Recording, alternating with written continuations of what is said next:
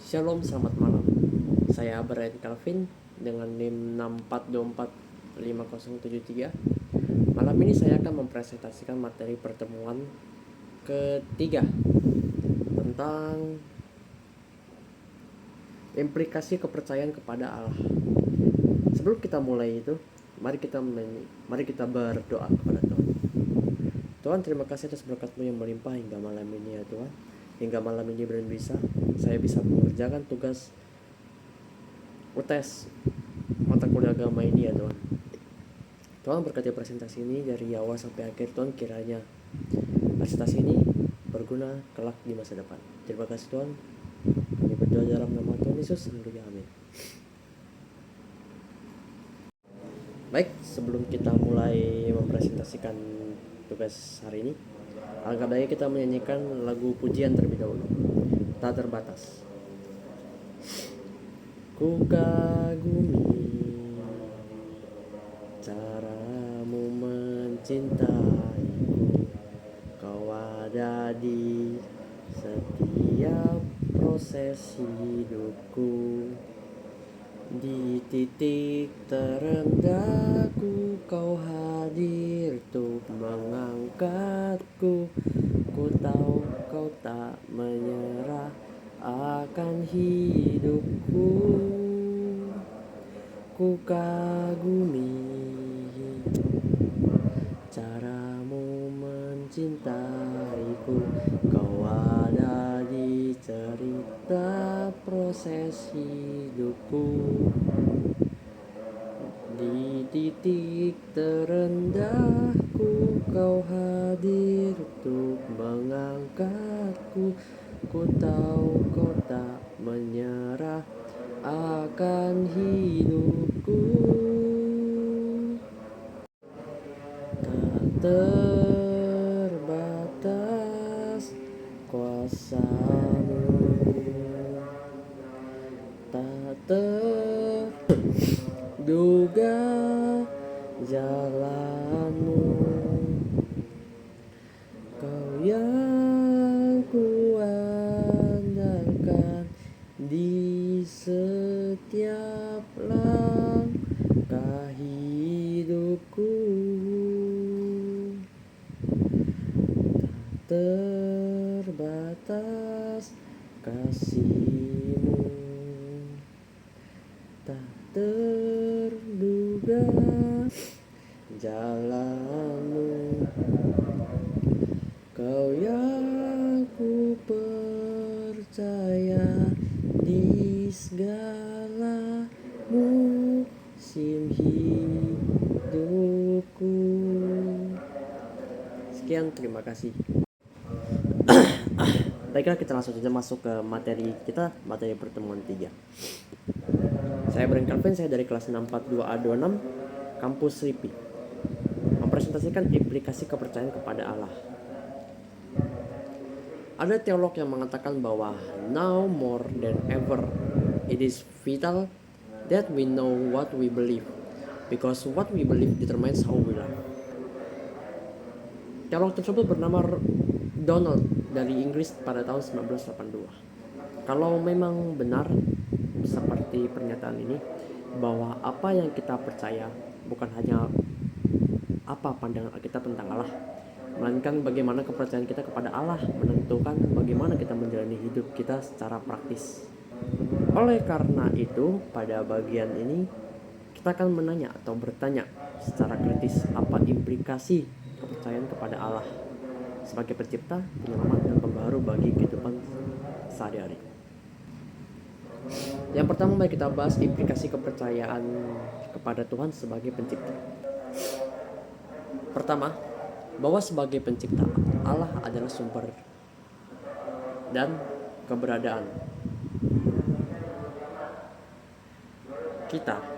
Karena itu hidup kita sepenuhnya bergantung kepada Allah, dan kita adalah milik Allah sang pencipta. Itu artinya Allah berdaulat atas hidup kita dan masa depan kita. Sebagai milik Allah, adalah kewajiban kita untuk memuliakan Allah dengan hidup kita. Mari kita menafsirkan 1 Korintus 6 ayat 20. Coba baca baik-baik bagian Alkitab ini dan diskusikan apa hubungan kepemilikan Allah atas hidup kita dengan bagaimana kita menjalani hidup kita. Ajukan pertanyaan kritis Anda yang bisa timbul setelah membaca 1 Korintus 6 ayat 20. Jelaskan apa alasan tutur seperti itu. Apa tutur seperti itu wajar? Bagaimana pendapat Anda? Baik, 1 Korintus 6 ayat 20. Sebab kamu telah dibeli dan harganya telah lunas, karena itu muliakanlah Allah dengan tubuhmu. Artinya apa? Artinya sejak kita lahir, sejak kita diciptakan, kita ini sudah dibeli Allah. Kita ini sudah menjadi milik Allah sepenuhnya. Jadi artinya apa? Untuk Allah itu tidak hanya berdaulat atas hidup kita, tapi juga Allah berdaulat atas masa depan kita. Yang kedua, pengakuan dan kepercayaan akan kemahakuasaan dan kebesaran Allah mendorong kita untuk mengagumi kebesaran penciptaan Tuhan. Oke, hal ini mendorong kita kepada sikap bersyukur dan beribadah kepada Tuhan. Seperti perasaan kagum, heran, dan syukur mendorong kita bukan saja untuk memuji Tuhan, tapi juga untuk selalu berdoa dan memohon pertolongannya. Kemudian yang ketiga adalah karena Allah pencipta adalah juga pribadi, manusia terpanggil untuk menjawab pernyataan diri Allah dengan memasukkan hubungan yang bersifat pribadi dengannya. Jadi pengetahuan saja tidak cukup, melainkan kita membutuhkan hubungan pribadi dengan Allah. Kita terpanggil bukan saja untuk mengenal Dia, tapi juga untuk mencari Dia. Bukan hanya mengetahuinya, tapi juga mengenalinya. Kemudian implikasi kedua yaitu kepercayaan kepada Allah sebagai penyelamat bagi kehidupan. Apa implikasinya? Bila kita percaya kepada Allah sebagai Sang Penyelamat dalam Yesus Kristus, hal ini perlu kita renungkan oleh karena kepercayaan Kristen sebenarnya bertumpu pada kepercayaan akan Tuhan Yesus dan mengikuti teladannya. Pertama, kepercayaan Kristen kepada Allah tidak terbatas kepada Allah yang Maha Kuasa, agung dan hebat, yang wajib kita sembah, tapi juga kepada Allah sebagai penyelamat, menuju kepada hakikat Allah yang adalah kasih. Allah tidak hanya mengasihi, tapi Ia adalah kasih itu sendiri. Kedua, kita percaya kepada Allah yang mengasihi manusia, yang berinisiatif mencari dan mendatangi manusia. Oleh karena kasih-Nya yang persuasif, memberikan dorongan bukan memaksa. Kepercayaan kita merupakan jawaban terhadap Allah yang mengasihi kita. Jawaban terhadap kasih Allah tak bisa lain adalah kasih kepada Allah melalui kasih kepada sama dan alam ciptaannya. Kita tidak hanya percaya akan Allah yang jauh di sana, tapi Allah yang hadir dan dekat dengan manusia, dan manusia dapat memasuki hubungan yang intim dengannya dalam Kristus yang diberi nama Immanuel, yang berarti Allah beserta kita. Pengalaman inilah yang memungkinkan para murid dapat bertahan meskipun menghadapi berbagai tantangan dan kesulitan dalam hidup mereka dalam mengikuti Yesus. Bila kita hanya menekankan dimensi transcendental, kita bisa teralienasi. Bila kita hanya menekankan amnesinya, kadang bisa berakibat bahwa Allah sama dengan ciptaan-ciptaan lain. Ketiga, bila kita mengatakan percaya kepada Allah sebagai Sang Penyelamat dalam Yesus Kristus, kepercayaan ini harus dipahami bahwa keselamatan adalah karya Allah, anugerah Allah, dan bukan hasil karya manusia yang dicapai karena prestasinya. Kita boleh mengatakan bahwa dalam keselamatan adalah anugerah Allah, sedangkan saluran keselamatan adalah iman yang menyelamatkan iman, bukan semata-mata pengakuan akal kita bahwa Allah ada dan menyelamatkan, melainkan bahwa kita menerimanya sebagai pengganti kita dalam menanggung hukuman dosa kita. Realisasi atau wujud nyata dari keselamatan itu adalah suatu hubungan yang diubahkan dan hidup yang diperbarui.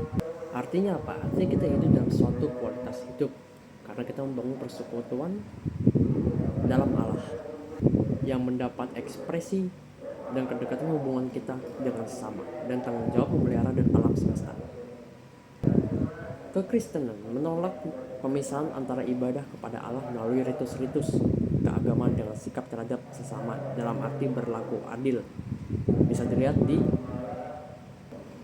Matius 6 ayat 6-8, Yakobus 1 ayat 26-27.